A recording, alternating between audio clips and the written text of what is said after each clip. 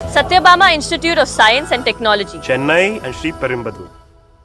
தற்போது சபாநாயகர் ஜேசிடி பிரபாகர் செய்தியாளர்களை சந்திக்கிறார், பார்க்கலாம். அதை ஒட்டி தேவைப்பட்டால் முன்பு இருந்ததைப் போல மாலை நேரங்களிலும் ஒரு 4:30 மணிக்கு கூடி ஒரு 6:30 மணி வரை 2 மணி நேரம் நடத்தலாமா என்பதை பற்றி விவாதித்திருக்கிறோம். தேவைப்பட்டால் மாலை நேரங்களில் நடக்கலாம். தேவைப்பட்டால் தான், அதாவது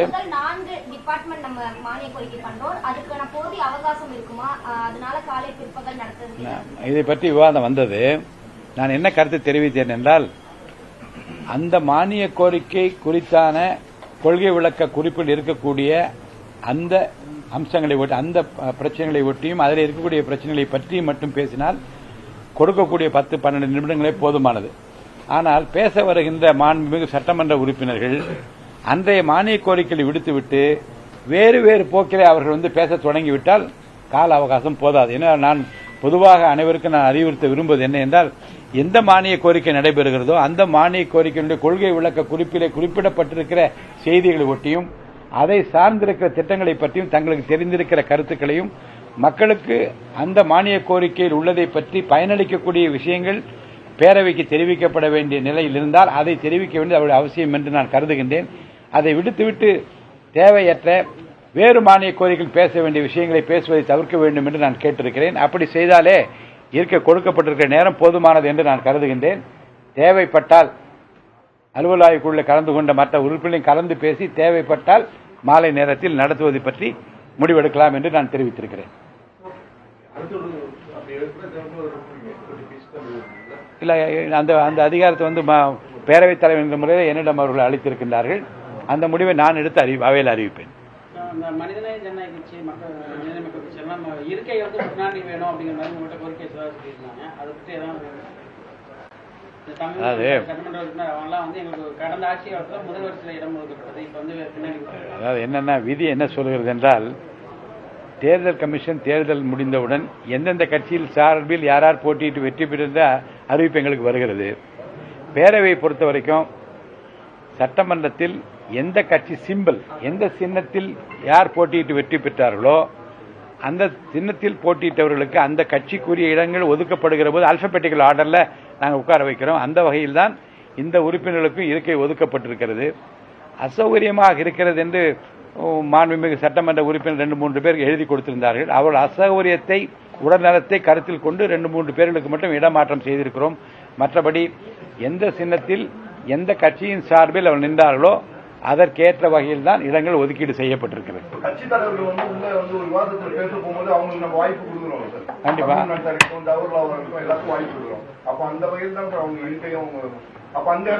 அந்த மாதிரி அதுதான் சொல்ல வந்தேன்.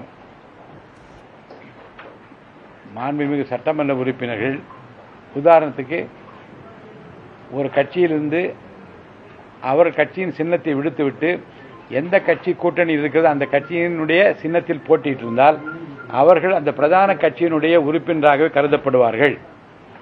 அப்படி கருதப்பட்டால் அந்த கட்சிக்கென்று ஒதுக்கப்படுகிற இடங்களில் அமர வேண்டும்.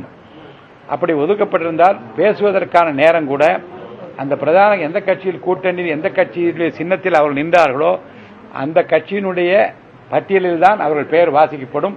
அந்த பட்டியலின்படி தான் நான் பேச அனுமதிப்பேன்.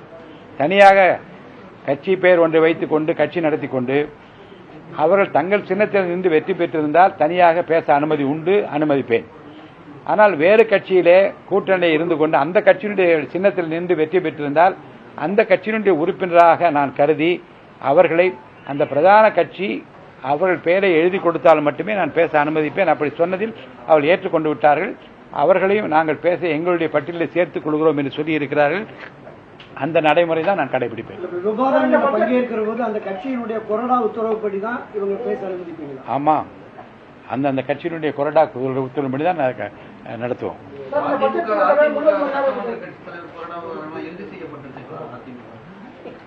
அனைத்து இந்திய அண்ணா திராவிட முன்னேற்ற கழகத்தினுடைய இன்றைய நிலவரப்படி மாண்புமிகு திரு எடப்பாடி பழனிசாமி அவர்கள்தான் அனைத்து இந்திய அண்ணா திராவிட முன்னேற்ற கழக தேர்ந்தெடுக்கப்பட்ட சட்டமன்ற குழுவின் தலைவராக இருக்கிறார். இன்றைய நிலையப்படி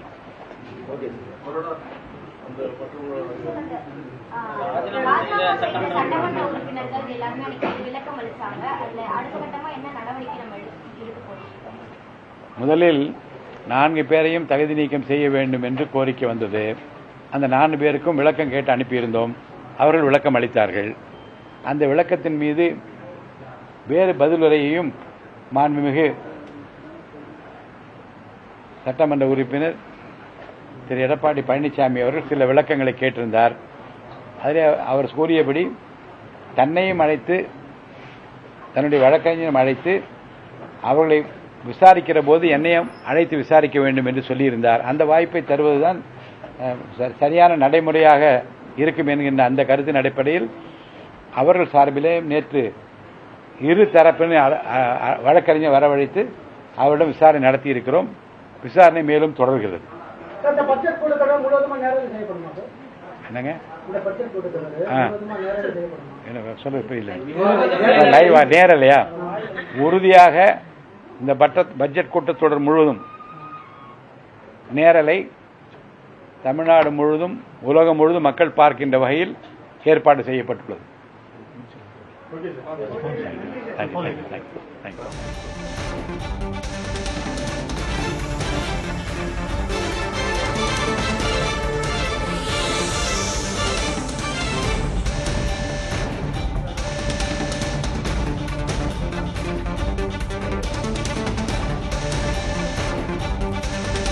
இந்த பட்ஜெட் கூட்டத்தொடர் எவ்வளவு நாட்கள் நடைபெறும் என்று பேசியிருக்கிறார் சபாநாயகர் ஜேசிடி பிரபாகர். நாளை வேளாண் பட்ஜெட் தாக்கல் செய்யப்படுகிறது. 7ஆம் தேதி அதன் மீதான விவாதம் தொடங்கும். 8, 9 ஆகிய நாட்கள் விடுமுறை. ஆகஸ்ட் 10, 11 ஆகியவற்றில் 2ஆம், 3ஆம் நாட்கள் பட்ஜெட் மீதான விவாதம் தொடரும். ஆகஸ்ட் 12ஆம் தேதி பதிலுரை. ஆகஸ்ட் 17ஆம் தேதி மானிய கோரிக்கை. செப்டம்பர் 8ஆம் தேதி வரை சட்டமன்ற கூட்டத்தொடர் நடைபெறும். காலை 9:30 மணியிலிருந்து தேவைப்பட்டால் மாலை 6 மணி வரை நடைபெறும் என்று தெரிவித்திருக்கிறார் சபாநாயகர் ஜேசிடி பிரபாகர். சட்டமன்ற கூட்டத்தொடர் முழுவதும் நேரலை செய்யப்படும் என்றிருக்கிறார்.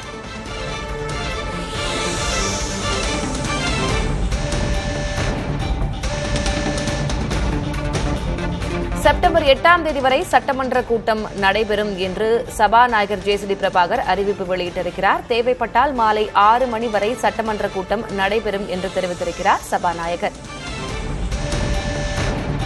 Satyabama Institute of Science and Technology, Chennai and Sri Perumbudur.